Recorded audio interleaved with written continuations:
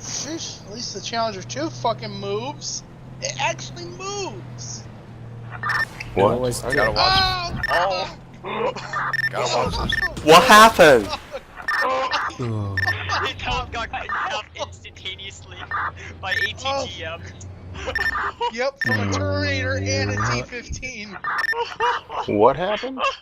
My health evaporated. No, Yeah, you did. no! There goes more. Ah, me. He has no. He died. Oh my god. That is what I'm using for anything. Hello YouTube, Tom here. Today we're gonna play some video games.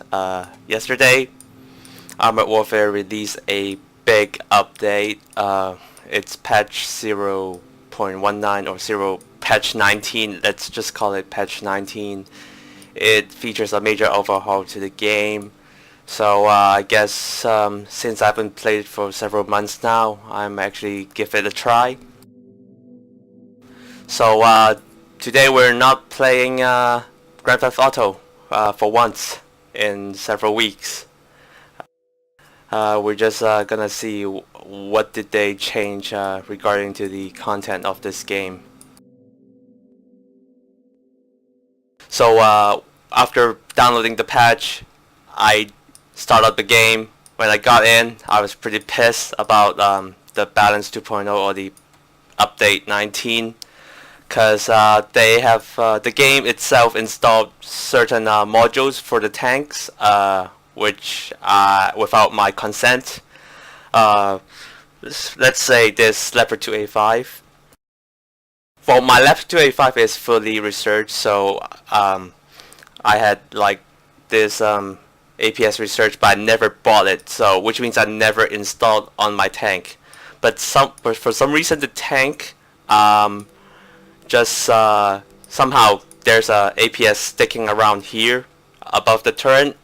Yes, APS it's a mechanism or a device that actively deters incoming anti-tank missile. It's useful, but for me it looks ugly, so I do not want that thing on top of my Leopard 2A5.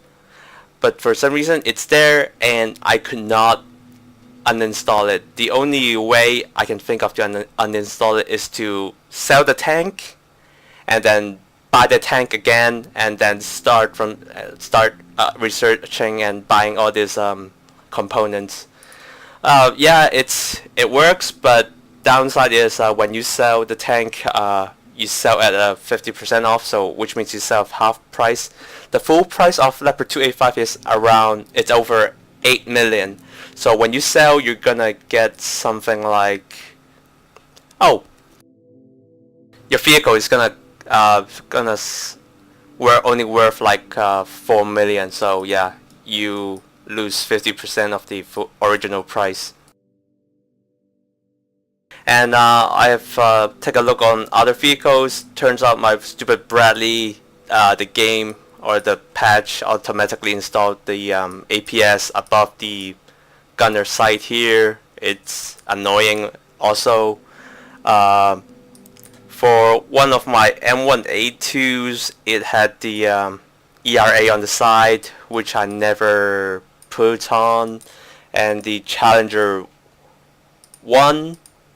Also, it has the ERA on the side. It automatically purchased and installed the ERA module for the tanks in my garage. And same for the Warrior. It has that wedge-shaped ERA to the side and the sled armor to the front and the rear, which looks ugly, although it gives protection. But to be honest, what I think in the game, no matter how much ERA you're strapping on, your enemy tank is still gonna penetrate you anyway. So yeah, this is only the beginning about what I'm so pissed about this new patch. What's upsetting is this is what it used to be called, the Leopard 2A7. Now they're gonna call it Leopard 2AX. Probably the X stands for experimental. Anyway, I never had. Okay, so before ranting about it, this is the Leopard 2 A6, which is like the most updated version of Leopard 2 now, and A7 or the AX version is gonna be advanced version featuring a larger caliber gun. Before the patch, my A7 or the AX looks similar to a Leopard 2 A6. The hull looks the same, the turret looks the same, besides the gun is bigger and longer, and you got the wedge shape add-on armor module. But for some reason, after the patch, my tank looks like a stupid turtle. And why is that? So apparently the stock armor of the Leopard 2 AX is the turtle looking armor add-on. And there's nothing I could do about it, so I'm pretty pissed. The tank looks ugly. I don't want it in terms of aesthetic reasons. And for the Leopard, for the M1A3, I do not, well, at least I do not recall I had ERA armor on before the patch. Because it looks bulky, and if part of the ERA got deflected, the incoming warhead, they got blown off, and it doesn't look uniformed, and it just, yeah, call me a control freak or OCD, whatever. Another change to the M1A3 is that it has an autoloader, and it's not a conventional autoloader. It loads one round and another round at a ready chamber, I guess, so it fires a 2-round burst and then a long reload time. The stock reload is 18 seconds, which is considered a long ass time for me, but I managed to get it down to 16.2 seconds. For retrofits, they took away like those magnetic actuators. All they left is the improved gun breech. They left the chrome barrel, any stuff that you can reduce your reload time. My M1 Abrams before the patch used to have around like 6.5 seconds reload time without the energy drink. So now the best I can do is around 7.9 or 7.7.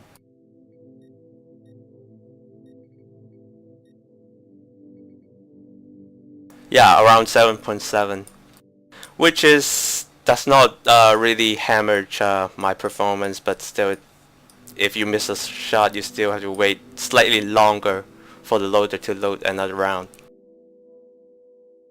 So enough for the ranting. Now let's see, or let's talk about what I'm pleased about this new patch.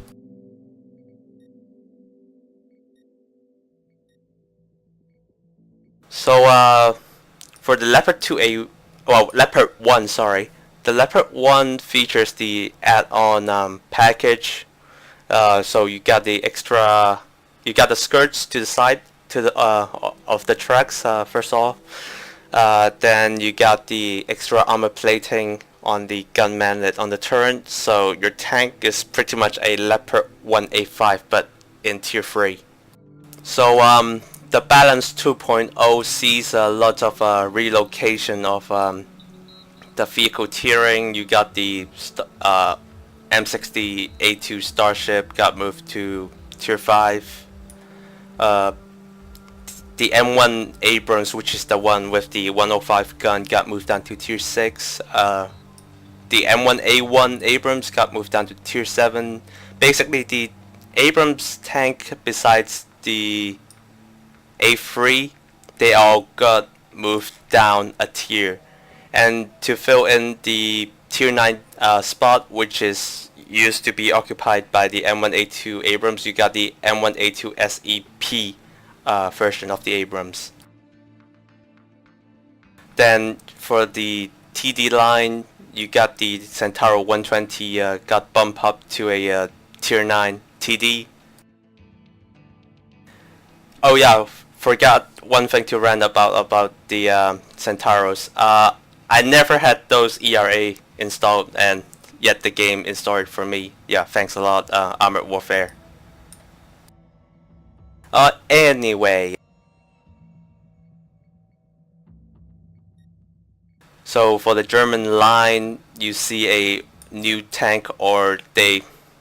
Actually, it's not a new tank. We've seen the Leopard 2 A4 with the Singaporean version of the Leopard 2 with the Evolution add-on armor in beta, but they took it away from the... removed it from the game because it's apparently it's too OP to be a tier 7 tank.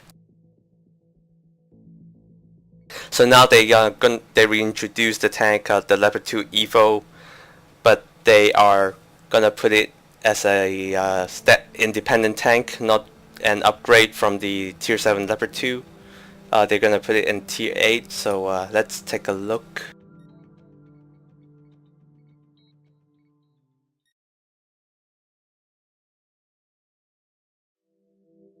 So this is basically a Leopard 2, tier 7 Leopard 2 with the L44 gun, but you have a massive chunk of add-on module around the tank.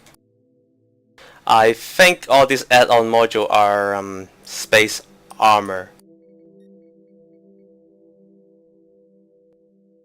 The Leopard 2 Evolution AMAP module apply package focus on all-around protection against heat-based threats. This armor solution better accounts for urban and low-threat engagements as opposed to the standard doctrine of frontal armor only. So I think it's space armor, so it's best used against heat warheads. I took this tank for a PvE match and enemy was spamming ATGMs. It can literally eat ATGM for meals, for the breakfast. Like I cannot recall how many times I received a frontal impact from ATGMs and no damage was caused. And to save, I think it's to save weight, they use slat armor starting from the midsection of the hull all the way to the back, and also the back side of the turret. In terms of upgrades, it's similar to these tier 7 Leopard 2. Another change to the Leopard 2 A5 is they took away the L55 gun, as I think it's due to, in reality, the Leopard 2 A5 still features the L44 gun. It was until the A6 model they have upgraded the main gun to a L55 gun. And this pretty much looks like the Leopard 2 A5 from Germany in Wargame Red Dragon. So let's keep looking. The Warrior itself now has the Milan launcher, so it's no longer a autocannon only AFE. So let's look at another tech tree. The TAT got its own separate line. You got the TAT, TAT-B, TAT-U. The TAT used to be a tier 7 tank. Then you got the tier T90 as a tier 8 tank, followed by the T90MS as a tier 9. So they now add a tier T90A as tier 8, and T70, because I think the T90 is the direct descendant from T72 and T80 is like a standalone development. So we now look at the British line. You got the Chieftain Mark II. This is pretty much the Chieftain Mark 10 without the add-on armor, the Steel Brew applicate armored module. Then you got the Chieftain 900. I think it's like an interim vehicle between the Chieftain and the Challenger 1. Then you got C1 Area T, Challenger 2 ATDU, nothing special.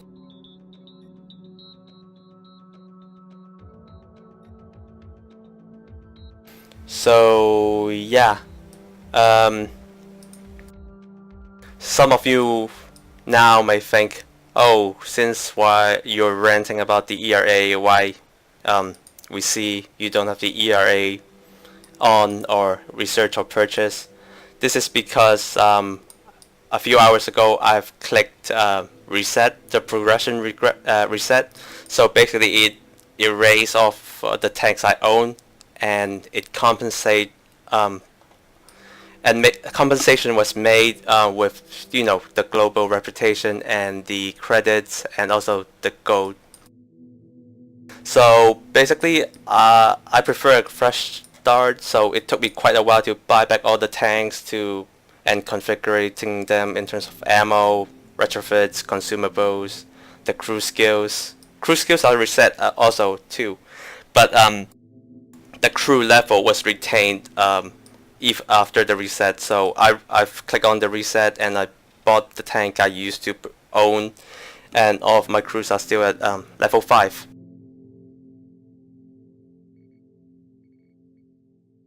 So I think I'm gonna grind on the Leopard 2 Evo and the M1A2 SEP. I hope you guys like this video. Don't give Armored Warfare too much hate. You know, it's just at the end of the day, it's just a copycat of War of Tanks. Just take it easy. Just play some PvE and have fun. Hope you guys enjoy it. Don't forget to like, share, and subscribe. I will play more Armored Warfare and other genre of video games in the future. I'll see you around. Peace.